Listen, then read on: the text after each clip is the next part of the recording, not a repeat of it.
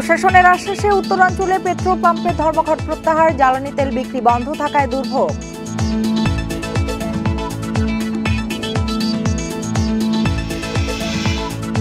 আমদানিতে বাড়তি ভ্যাট ও শুল্ক প্রত্যাহার দাবিতে চট্টগ্রাম সহ সব বন্দরে ফল খালাস বন্ধ, রমজানে প্রভাব পড়ার শঙ্কা।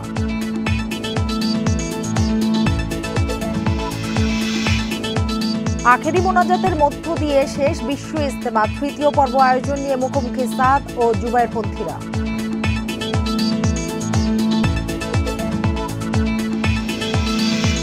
হালনাগাদ ভোটার তালিকায় যুক্ত 50 লাখ বাদ 15 লাখ, বাড়িতে গিয়ে তথ্য না নেয়ার অভিযোগ।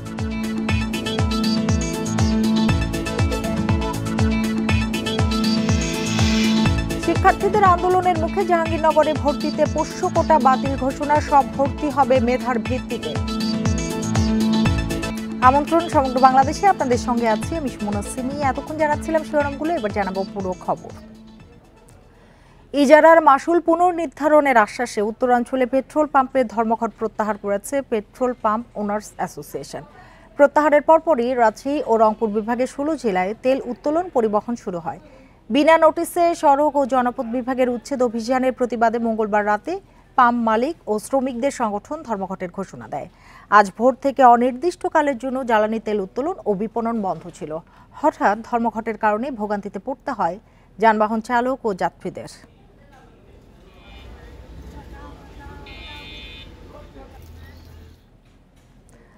আরো জানাতে রাজশাহী থেকে যোগ দিয়েছেন সহকর্মী মোস্তাফিজুর রহমান। মোস্তাফিজুর, এই যে ধর্মঘট প্রত্যাহার করার পর এখন কি অবস্থা দেখছেন? তেল উত্তোলন ও বিপণন শুরু হয়েছে কিনা?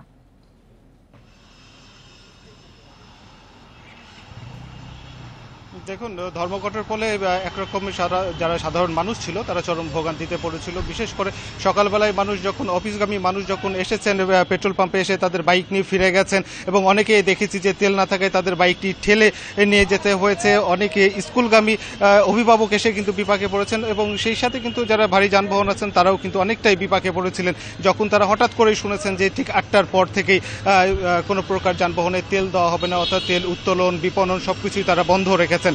এবং তাদের যে দাবিটি আমরা কথা বলেছিলাম পেট্রোল মালিক অ্যাসোসিয়েশনের সাথে, তারা ওনার্স অ্যাসোসিয়েশনের সাথে, তারা যে বলছিলেন যে তাদের যে যৌক্তিক দাবিগুলো, অর্থাৎ এখানে যে মাসুল নির্ধারণের যে বিষয়টি, তারা বলছিলেন যে তারা সরকারের কাছে অনুমতি নিয়ে অর্থাৎ লাইসেন্স নিয়ে তারা ব্যবসা করছেন এবং গতকালকে সড়ক ও জনপথ বিভাগ যেই অভিযান চালিয়েছিল এবং সড়ক জনপথ বিভাগ বলছিল এটি তাদের উচ্ছেদ অভিযান, যদিও এখানে পেট্রোল মালিক পক্ষ তারা বলছিল যে এখানে যে মাসুলের যে বিষয়টি রয়েছিল সেটি পূর্ণ নির্ধারিত না হওয়ার ফলে এই যে গতকালকে সান্তাহারে যে একটি পেট্রোল পাম্পে যে অভিযান চালানো হয়েছে সেটিকে কেন্দ্র করে কিন্তু আজকের যে উদ্বুদ্ধ পরিস্থিতি। তবে আজকে আমরা দেখেছিলাম সকাল থেকে কয়েক দফা বৈঠকের পরে কিন্তু শেষ পর্যন্ত প্রশাসনের আশ্বাসে, এবং আমরা বিকেলবেলাও দেখেছিলাম 4টার কিছু আগেও কিন্তু বিভাগীয় কমিশনের কার্যালয়ে এখানে তারা বসেছিলেন এবং সকল পক্ষ বসেই একটি সিদ্ধান্ত উপনীত হয়েছেন এবং তাদের যে মাসুলের যে বিষয়টি রয়েছে, এছাড়াও তাদের আরও বেশ কিছু দাবিগুলো ছিল, কয়েক দফা দাবি ছিল, সবগুলো নিয়েই তারা একটি বলা যেতে পারে যে তাদের যে আলোচনা ছিল সেটি ফলপ্রসূ হয়েছে, যার পরিপ্রেক্ষিতে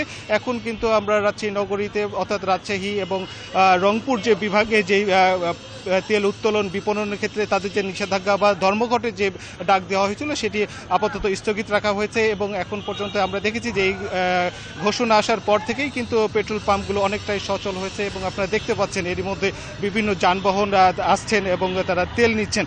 এবং এখানে কিন্তু একটি বিষয় রয়েছে, আমরা যখন কথা বলছিলাম এর সাথে সংশ্লিষ্ট যারা রয়েছেন এবং পেট্রোল মালিক সহ এখানে যারা শ্রমিক কর্মচারী যারা রয়েছেন প্রত্যেকের কিন্তু একটি কথা ছিল যে যদি বন্ধ থাকে তাহলে কিন্তু উভয় এখানে ক্ষতির শিকার হবেন, অর্থাৎ যদি এখানে পেট্রোল মালিকরা যেমন ক্ষতির শিকার হচ্ছেন, এখানে যারা এখানে কর্মচারীরা রয়েছেন তারাও কিন্তু আর্থিকভাবে ক্ষতির শিকার হচ্ছেন। সেই সাথে কিন্তু যে জনদুর্ভোগ সেটি কিন্তু বাড়ছে এবং এটি যদি দীর্ঘায়িত হতো তাহলে হয়তো ভারী যানবাহনগুলো বন্ধ পর্যায়ে চলে যেত। তবে সেই পর্যায়ে না গিয়ে এখন সরকারের হস্তক্ষেপে এবং দ্রুত এই সংকটের সমাধান হওয়াতে কিন্তু জনমনে যে আতঙ্ক ছিল সেটি কেটে গেছে এবং বলা যেতে পারে এক কথায় এখন অনেকটাই স্বস্তি ফিরে এসেছে।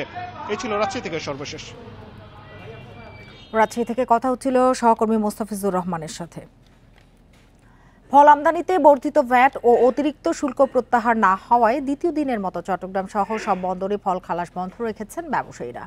মঙ্গলবার আমদানিকারকরা জানান তাজা ফল আমদানিতে বর্ধিত ভ্যাট ও অতিরিক্ত শুল্ক প্রত্যাহারের দাবিতে জাতীয় রাজস্ব বোর্ডে স্মারকলিপি দিয়েছেন তারা। এরপরও কোনো সিদ্ধান্ত না নেয়ায় চট্টগ্রাম বন্দর সহ দেশের সব স্থলবন্দরে 2 দিন ফল খালাস বন্ধ রাখার সিদ্ধান্ত নেওয়া হয়েছে। 13ই ফেব্রুয়ারির মধ্যে দাবি পূরণ না হলে পরদিন থেকে অনির্দিষ্টকালের জন্য এই কর্মসূচি পালিত হবে বলে জানিয়েছেন সংগঠনের নেতারা। একই ধরনের কর্মসূচি পালন করছে বেনাপোল, হিলি সহ সব স্থলবন্দরে। এতে রমজানে ফলের বাজারে প্রভাব পড়ার শঙ্কা করছেন ব্যবসায়ীরা। ফলের অতিরিক্ত ট্যাক্স নির্ধারণ হওয়ায় ফল আমদানিকারকরা বেনাপোল বন্দর দিয়ে ফল আমদানি বন্ধ করে দিয়েছে। ফলের উপরে অতিরিক্ত ট্যাক্স ধার্য করার কারণে আমাদের বর্তমানে গাড়ি প্রতি প্রায় 3 লক্ষ টাকা এক্সট্রা ট্যাক্স যাচ্ছে, যেটা আমাদের বাজারের উপরে এর প্রভাব পড়েছে। চট্টগ্রামের ডিসি পার্কে চালকদের উপর হামলার ঘটনায় কর্মবিরতি পালন করছেন প্রাইম মুভার চালক শ্রমিকরা। অবরোধের কারণে সকাল থেকে বন্ধ রয়েছে বন্দরে কন্টেইনার ওঠানামার কাজ। সকাল 9টার দিকে বন্দর সংলগ্ন সল্ট গোলা এলাকায় মূল সড়কে অবস্থান নেয় প্রাইম মুভারের কয়েক হাজার শ্রমিক। আটকা পড়ে বন্দরে প্রবেশের জন্য অসংখ্য কন্টেইনারবাহী লরি। এতে সড়কে যান চলাচল বন্ধ হয়ে যায়। ভোগান্তিতে পড়ে বিভিন্ন শিক্ষা প্রতিষ্ঠানের শিক্ষার্থী, বিদেশগামী যাত্রী সহ নানা শ্রেণী পেশার মানুষ। মঙ্গলবার রাতে ডিসি পার্ক এলাকায় লরি চালকদের মারধরের অভিযোগ করে কর্মবিরতি শুরু করেন প্রাইম মুভার চালক শ্রমিকরা। বৃহস্পতিবার ভোরে বিষয়টি মীমাংসা হলেও সকাল 9টা থেকে আবারও কর্মবিরতি শুরু হয়।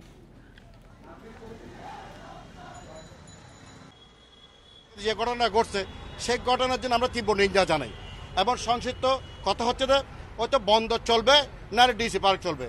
আমরা চাই এই ডিসি পার্ক এখানে থাকতে পারবে না। এক্সপোর্ট ইনপুট আদান প্রদান করতে পারি, আমদানি রপ্তানি আমরা ভালোভাবে যাইতে পারি, সুস্থভাবে যাইতে পারি, কেউ যেন আমাকে উপরে কোনো হামলা না করে। আত্মশুদ্ধি ও গুনাহ মাফের ফরিয়াদে টঙ্গী তুরাগ তীরে আখেরি মোনাজাত। আর এর মধ্য দিয়েই শেষ হলো বিশ্ব ইজতেমার দ্বিতীয় পর্ব। এতে সামিল হন প্রায় 30 লাখ মুসল্লি। দুপুর 12টা 10 মিনিটে শুরু হওয়া এই মোনাজাত চলে প্রায় 24 মিনিট। পরিচালনায় ছিলেন মাওলানা মোহাম্মদ জুবায়ের। ঘড়ির কাঁটায় বেলা 12টা নয়, জনসমুদ্রে হঠাৎ নেমে আসে পিনপতন নীরবতা। যে যেখানে ছিলেন সেখানে দাঁড়িয়ে বসে সবাই হাত তোলেন মহান আল্লাহর দরবারে। এতে আমিন আল্লাহুম্মা আমিন ধ্বনিতে মধ্যাহ্নের আকাশ বাতাস মুখরিত করে মহামহিমের সন্তুষ্টি লাভের আশায় আকুতি জানান লাখো মুসল্লি। শুরাই নিজামের দ্বিতীয় পর্বেও মোনাজাত পরিচালনা করেন কাকরাইল মসজিদের খতিব ও পেশ ইমাম মাওলানা মোহাম্মদ জুবায়ের। প্রায় 18 মিনিট ধরে চলে আখেরি মোনাজাত। বুধবার সকাল থেকেই তুরাগ তীরে সমবেত হন মুসল্লিরা। মোনাজাতের আগেই ইজতেমা ময়দান কানায় কানায় পূর্ণ, তাই আশপাশের সড়ক অলিগলি সহ ভবনের ছাদে দাঁড়িয়েও এতে সামিল হন অনেকে। আল্লাহর রহমতে চাইলাম যে আমরা সবাই মুসলমান মানুষ সবাই এখানে আসছে, আমরা যে মিলামিশে চলতে পারি, দেশটা যেন ভালো চলে। বাংলাদেশের যে পরিস্থিতি আগে যেরকম দেখছি তার থেকে যেন আল্লাহ অনেক ভালো রাখে এবং সবকিছু যেন সবার নাগালের ভিতর থাকে।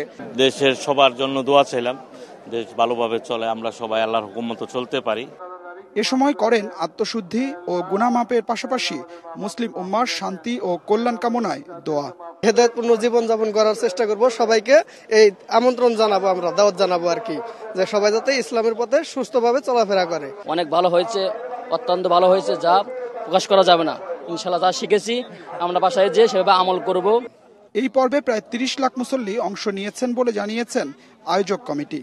8 দিন বিরতি দিয়ে 14 ফেব্রুয়ারি থেকে শুরু হচ্ছে মাওলানা সাদ অনুসারীদের বিশ্ব ইজতেমার তৃতীয় পর্ব। শান্তিপূর্ণভাবে শেষ হলো বিশ্ব ইজতেমার শুরাই নিজামের দ্বিতীয় পর্ব। এই ইজতেমা ময়দান থেকে আগামী বছরের তারিখও ঘোষণা করা হয়েছে। প্রথম পর্ব জানুয়ারির 2 তারিখ শুরু হয়ে শেষ হবে 4 তারিখ আখির মোনাজাতের মধ্য দিয়ে। আর দ্বিতীয় পর্ব হবে 9 জানুয়ারি, শেষ হবে 11 জানুয়ারি আখিরি মোনাজাতের মধ্য দিয়ে। তবে সাধারণ মুসল্লিদের প্রত্যাশা আগামীবার ভেদাভেদ ভুলে এক হবে বিশ্ব ইজতেমার ময়দান। Adilur Rahman, Independent News, Tongi, Gazipur. তৃতীয় পর্বের ইজতেমাকে ঘিরে বিরোধী অবস্থানে মাওলানা সাদ ও শুরাইয়ে নিজাম অনুসারীরা। সাদপন্থীদের মন্তব্য, শর্ত আরোপ করে তাদের সঙ্গে বৈষম্য করেছে সরকার। অন্যদিকে তাদের বিরুদ্ধে সরকারি সিদ্ধান্ত অমান্য করার অভিযোগ তুলেছেন জুবায়ের অনুসারীরা। তবে তাবলিগের সাধারণ মুসল্লিরা বলছেন ইজতেমায় এমন বিভেদ তারা চান না। মাওলানা জুবায়ের অনুসারীদের ইজতেমার 8 দিন পর হবে মাওলানা সাদ অনুসারীদের পর্ব। তাদের অনুসারীরা টঙ্গীর তুরাগ তীরে আসার প্রস্তুতিও নিচ্ছে। এর মধ্যে জননিরাপত্তা বিভাগ থেকে মঙ্গলবার একটি বিজ্ঞপ্তি দেয়া হয়েছে। আগামী বছর থেকে টঙ্গীতে ইজতেমা করতে পারবে না এমন শর্তে এবছর অনুমতি পাবে সাদ অনুসারীরা, কিন্তু এ শর্ত তারা এখনো মানেনি। 14 থেকে 16 ফেব্রুয়ারির ইজতেমা নিয়ে ব্যস্ত সাদ অনুসারীরা। তাদের দাবি, শর্ত আরোপ করে বৈষম্য করেছে সরকার, উল্টো তাদেরই দুষছেন জুবায়ের অনুসারীরা। এটা একটি বৈষম্যমূলক সিদ্ধান্ত। যেহেতু আমরা এই বর্তমান সরকার বৈষম্য বিরোধী সরকার, এই সরকারের প্রতি সারা দেশের সমস্ত মানুষের একটি বড় আকাঙ্ক্ষা, বড় একটা আশা আছে যে এই সরকারের সময় আমরা কেউ বৈষম্যের শিকার হব না। যদি সাতপন্থীরা এইটার ব্যাপারে একমত হয় যে এই বছরই সাতপন্থীরা টঙ্গী ময়দানে ইজতেমা করবে এবং নেক্সট টাইম টঙ্গী ময়দানে ইজতেমা করবে না, এই শর্তের সাথে তারা একমত হলে, লিখিত দিলে, তাহলে তারা ইজতেমা করতে পারে। প্রজ্ঞাপনে এটা লেখা আসছে। বাকি তারা যেটা বলেছে যে আমরা এই শর্তে একমত না এবং আমরা ইজতেমা করব, তো এই কারণে আমি বলতে পারি যে সাতপন্থীর ইজতেমা এখন অনিশ্চিত এবং সাতপন্থীরা সরকারের সাথে একটা ক্লাসে যেতে চাচ্ছে। কিন্তু সাধারণ মুসল্লিরা এমন বিভেদ দেখতে চান না। আমরা কোনো বিভক্তি চাই না, আমরা চাই যে সবাই একসাথে একটা শক্তি হিসাবে মিলেমিশে কাজ করি। বিভক্তি হওয়ার কারণে আজকে এই উম্মতের উপর অনেক ক্ষতি হয়েছে। আমরা বিভক্তি চাই না, আমরা সমাধান চাই। এদিকে মাওলানা সাদ অনুসারীদের ইজতেমায় নিরাপত্তা নিশ্চিতের আশ্বাস দিয়েছে পুলিশ। বিগত সময়ের যে কোনো সময়ের তুলনায় ব্যাপকতরভাবে আমাদের নিরাপত্তা ব্যবস্থা গ্রহণ করেছি এবং সেই আলোকেই আমরা সামনেও আমরা সেরকম নিরাপত্তা ব্যবস্থা গ্রহণ করব। বৃহস্পতিবার প্রশাসনের কাছে মাঠ হস্তান্তর করবে জুবায়ের অনুসারীরা, আর শনিবার মাঠ বুঝে পাবে সাতপন্থীরা। Adilur Rahman, Independent News, Tongi, Gazipur. দলের ভেতরে বা বাইরে কাউকে চাঁদাবাজি ও সন্ত্রাসী কর্মকাণ্ড করতে দেয়া হবে না বলে হুঁশিয়ারি দিয়েছেন বিএনপি যুগ্ম মহাসচিব শহীদ উদ্দিন চৌধুরী অ্যানি। দুপুরে লক্ষ্মীপুর সদরে এক অনুষ্ঠানে তিনি কথা বলেন। তিনি বলেন, কেউ চাঁদাবাজি ও সালিশের মাধ্যমে সমাজকে কলুষিত করার চেষ্টা করলে ক্ষমা করা হবে না। দলের মধ্যে সবাই সমান, আওয়ামী লীগ লুটপাট ও গুম খুনে জড়িত উল্লেখ করে বিএনপি যুগ্ম মহাসচিব বলেন, নির্বাচনকে বৃদ্ধাঙ্গুলি দেখিয়েছে জনগণ ও ছাত্রছাত্রীদেরকে জিম্মি করেছে। সারা দেশে লুটপাটের স্বর্গরাজ্য তৈরি করে তারা।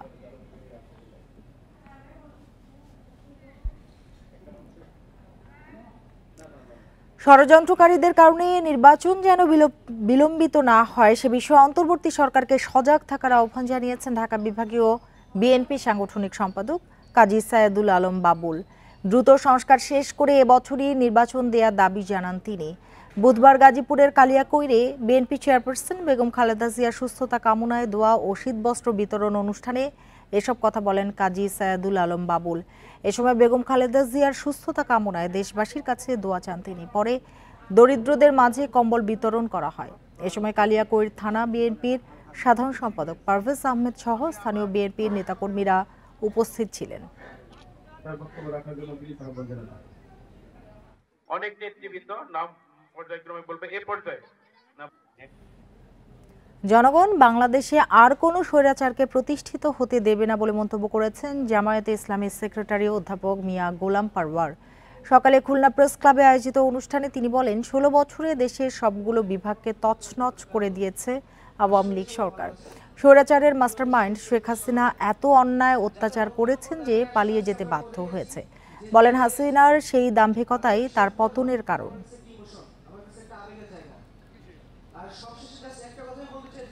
বর্বর ইতিহাস সৃষ্টি করেছিল মানবতার হত্যাকারীর সবচেয়ে বড় মাস্টার মাইন্ড হচ্ছে শেখ হাসিনা। এবং জনতার উত্তাল আন্দোলনে, কোটি কোটি মানুষের উত্তাল আন্দোলনে 5ই আগস্ট গণভবন থেকে ইতিহাসের সবচেয়ে ভিন্ন ফ্যাসিস্ট সে এবং তার বোন হেলিকপ্টারে পালিয়ে ভারতে যেতে বাধ্য হয়েছে। দাম বাড়ানোর পরও পূরণ হচ্ছে না সরকারি ধান চাল সংগ্রহের লক্ষ্যমাত্রা। আড়াই মাসে কোথাও লক্ষ্যমাত্রা 10% বেশি সংগ্রহ হয়নি। গত বছরের চেয়ে মন প্রতি 120 টাকা বাড়ালেও খোলা বাজারে 2 থেকে 300 টাকা বেশি দাম পাচ্ছেন কৃষকরা। কম দাম, ব্যাংকে মূল্য পরিশোধের কারণে ধান দিতে কৃষকদের আগ্রহ কম। এ সুযোগে চালের দাম বাড়াচ্ছে মিল মালিক ও মজুতদাররা। প্রতি বছর আমন বোরো মৌসুমে সরাসরি কৃষকের কাছ থেকে ধান চাল সংগ্রহ করে সরকার। 17 নভেম্বর পাবনায় আমন মৌসুমে 2617 টন ধান সংগ্রহের অভিযান শুরু হয়। তবে আড়াই মাসে জেলায় কোনো ধান সংগ্রহ হয়নি। কৃষকরা বলছেন, সরকার প্রতি মন 1320 টাকা নির্ধারণ করলেও বাজারে মন প্রতি বিক্রি হচ্ছে 1500 থেকে 1600 টাকায়।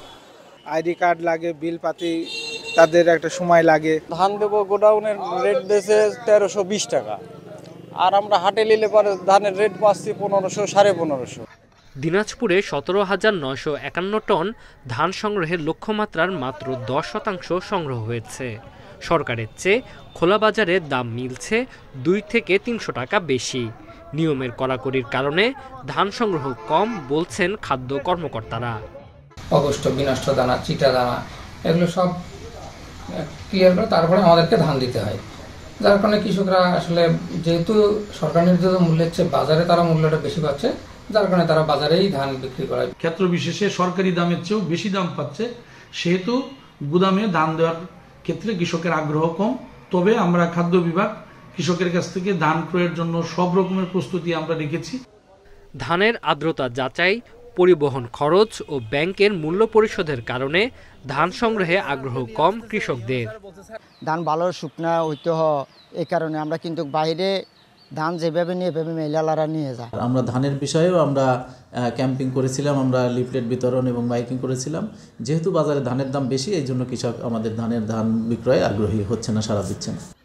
এদিকে মৌলভীবাজারে ধান সংগ্রহ হয়েছে মাত্র 7%। কৃষকদের অভিযোগ, হয়রানির কারণে সরকারি গুদামে নয়, বাজারে ধান বিক্রি করছেন তারা। Tanzil Hasnat, Independent News. এ বিষয়ে আরো জানাতে লক্ষ্মীপুর থেকে যোগ দিয়েছেন সহকর্মী আব্বাস হোসেন। আব্বাস, একে তো দাম কম পাচ্ছেন কৃষকরা, তার উপর নিয়ম কানুনের মার প্যাঁচড় রয়েছে, এই কারণেই অনেকটা অনীহা দেখা দিচ্ছে কৃষকদের মধ্যে। তো এক্ষেত্রে সমাধানের পথ কি লক্ষ্যমাত্রা পূরণের ক্ষেত্রে? আসলে আমরা প্রতি বছরে দেখি যখন ধান চাল সংগ্রহ অভিযান শুরু হয়, তখন এখানকার যে কৃষকরা রয়েছেন তারা কিন্তু সময় মতো যখন ধান বিক্রি করার কথা বা চাল মিল মালিকের যখন চাল দেওয়ার কথা খাদ্য গুদামে, তখন কিন্তু খাদ্য গুদামের পক্ষ থেকে সেটি দেওয়া হচ্ছে না। অর্থাৎ সময় যখন পুড়ে যায়, এরপরে কিন্তু তারা ধান চাল সংগ্রহ শুরু করে। এই কারণে কিন্তু মূলত যে ধান চাল সংগ্রহের যে অভিযান, সেটি কিন্তু পুরোপুরি ব্যর্থ হয়। এর বাইরে কিন্তু আমরা অনেক কৃষকের সাথে কথা বলেছি, তারা যেটি জানিয়েছেন, বাজারে খাদ্য গুদামের চেয়ে বাজারে ধানের দাম অনেক বেশি। অর্থাৎ এখানে 1320 টাকা হারে প্রতি মন ধান কিনা হয় এবং 47 টাকা কেজিতে চাল কিনা হয়, কিন্তু এর বাইরে কিন্তু বাজারে ধান প্রায় আরো 200 টাকা বেশি বিক্রি করছে, অর্থাৎ 1500 টাকা দরে ধান বিক্রি করছে। এই কারণে অনেকে খাদ্য গুদামে ধান দিচ্ছে না। এর বাইরে কিন্তু অনেক শর্ত থাকে, আর্দ্রতা থাকে বা ধানের যে ওজন থেকে শুরু করে এখানে যে দালাল সিন্ডিকেট রয়েছে, সেই দালাল সিন্ডিকেটের কারণেও কিন্তু অনেক সময় কৃষকরা কিন্তু ধান দিতে পারছে না, অর্থাৎ দালালদের মাধ্যমে আসতে হয়। এখানে খাদ্য গুদামের কর্মকর্তারাও এর সাথে যোগসাযোগ রয়েছে। এর বাইরে আমরা দেখেছি রাজনীতির যে ছত্রছায়া, সেটিও এখানে রয়েছে, অর্থাৎ রাজনীতির ছত্রছায়া, দালাল সিন্ডিকেট, এই সব কারণে কিন্তু মূলত প্রকৃত যে কৃষকরা রয়েছে তারা কিন্তু খাদ্য গুদামে আসতে পারছে না। আর তাদের কাছ থেকে খাদ্য গুদামের যে কর্মকর্তা রয়েছে বা তাদের ইন্ধনে যে দালাল চক্র রয়েছে, তারা কিন্তু কৃষকদের কাছ থেকে ধান সংগ্রহ করতে যায়। আর এই ধান সংগ্রহ করতে যাওয়ার কারণে মূলত খাদ্য গুদাম যে লক্ষ্যমাত্রা বা খাদ্য গুদাম যে ধান সংগ্রহ বা চাল সংগ্রহ করতে, সেটি কিন্তু পাচ্ছে না। তো অর্থাৎ এবারে যে আমরা এখন পর্যন্ত যেটি দেখছি, 676 মেট্রিক টন ধান এবং 683 মেট্রিক টন চাল এখন পর্যন্ত যে সংগ্রহ করা হয়েছে, যেখানে 2893 মেট্রিক টন ধান কেনার কথা এবং 2445 মেট্রিক টন চাল কেনার কথা, সেখানে কিন্তু আমরা এখন পর্যন্ত 70 ভাগ কিনতে দেখেছি। তো এই ছিল আসলে আমার কাছে ধান সংগ্রহ, ধান এবং চাল সংগ্রহ নিয়ে সর্বশেষ তথ্য। লক্ষ্মীপুর থেকে কথা হচ্ছিল সহকর্মী আব্বাস হোসেনের সাথে। কুয়াকাটা কলাপাড়ায় আন্ধারমানিক নদের 8 কিলোমিটারে 3টি সেতু নির্মাণে বাধাগ্রস্ত হচ্ছে পানি প্রবাহ। এতে হুমকির মুখে পড়েছে ইলিশ সহ প্রায় 450 প্রজাতির মাছের অভয়াশ্রম। কর্মকর্তাদের সমন্বয়হীনতা ও অদূরদর্শিতায় এ পরিস্থিতি, দাবি সংশ্লিষ্টদের। কলাপাড়ার আন্ধারমানিক নদের সলিমপুর নাচনা এলাকায় আওয়ামী লীগ সরকারের আমলে নির্মাণ করা হয় শেখ কামাল সেতু। এর মাত্র 5 কিলোমিটার দূরে বালিয়াতলী পয়েন্টে করা হয় সৈয়দ নজরুল ইসলাম সেতু। এর ঠিক 3 কিলোমিটার পরই কাজ চলছে 9.5 কোটি টাকা ব্যয়ে 4 লেনের কেবল সেতুর।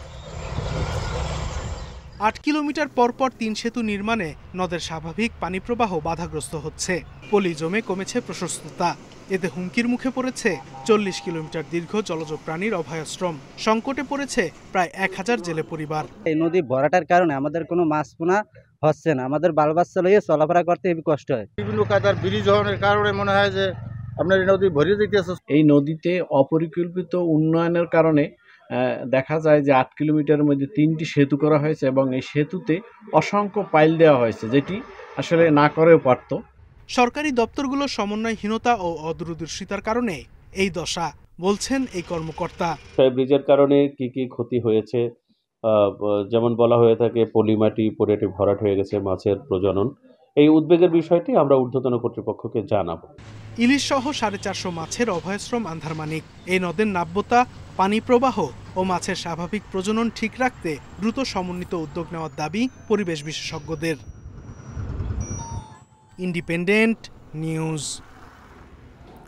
লক্ষ্মীপুরে 4 সাংবাদিককে গুলি করে আহতের ঘটনায় 15 জনকে আসামি করে মামলা হয়েছে। আহত সাংবাদিক রফিকুল ইসলাম বাদী হয়ে দুপুরে চন্দ্রগঞ্জ থানায় এই মামলা করেন।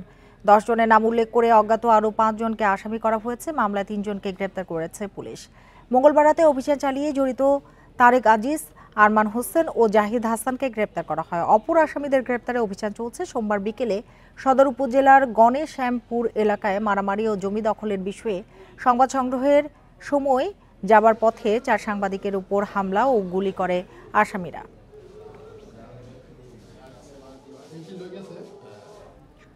পটুয়াখালীর কলাপাড়ায় দুর্বৃত্তের হামলায় আহত হয়েছেন বাংলা ভিশনের প্রতিনিধি জহিরুল ইসলাম। মঙ্গলবার রাতে কুয়াকাটা পৌরসভা এলাকায় তাকে কুপিয়ে পালিয়ে যায় দুর্বৃত্তরা। পরে তাকে উদ্ধার করে হাসপাতালে ভর্তি করা হয়। পুলিশ জানায়, গতরাতে জহিরুল ইসলাম ঢাকা থেকে বাড়ি ফিরছিলেন। বাস থেকে নামার পর দুর্বৃত্তরা তাকে কুপিয়ে পালিয়ে যায়। উন্নত চিকিৎসার জন্য তাকে ঢাকায় পাঠানো হয়েছে। হামলার কারণ জানতে তদন্ত চলছে, তবে এখন পর্যন্ত কাউকে আটক করতে পারেনি আইনশৃঙ্খলা বাহিনী। গাজীপুরের কালীগঞ্জে সবজিবাহী পিকআপ উল্টে খালে পড়ে 3 জন নিহত হয়েছে। সকালে উপজেলার হরিদেবপুর এলাকায় এ দুর্ঘটনা ঘটে। পুলিশ জানায়, সিলেট থেকে কাঁচামাল নিয়ে পিকআপটি গাজীপুরের দিকে আসছিল। কালীগঞ্জের রাজমতপুর ইটখোলা আঞ্চলিক সড়কে পৌঁছলে নিয়ন্ত্রণ হারিয়ে পাশের খালে পড়ে যায় সেটি। এতে ঘটনাস্থলে 3 জন নিহত হন। জামালপুর ও নেত্রকোনায় ট্রাক চাপায় নিহত হয়েছেন 2 মোটরসাইকেল আরোহী। বৈষম্য বিরোধী ছাত্র আন্দোলনে গণহত্যার সঙ্গে জড়িতদের বিচার দাবিতে বিভিন্ন জেলায় বিক্ষোভ সমাবেশ হয়েছে। সকালে নাটোরে প্রেস ক্লাবের সামনে বক্তারা বলেন, কোনোভাবেই নিষিদ্ধ সংগঠন ছাত্রলীগকে দেশবিরোধী চক্রান্ত করতে দেয়া হবে না। গণহত্যার সাথে জড়িতদের বিচার দাবিতে জামালপুরে বিক্ষোভ করেছে গণ অধিকার পরিষদ। একই দাবিতে গাজীপুর ফরিদপুরে প্রতিবাদ সভা অনুষ্ঠিত হয়েছে। এ সময় পুলিশের গুলিতে নিহতদের হত্যার দাবি করেন বক্তারা।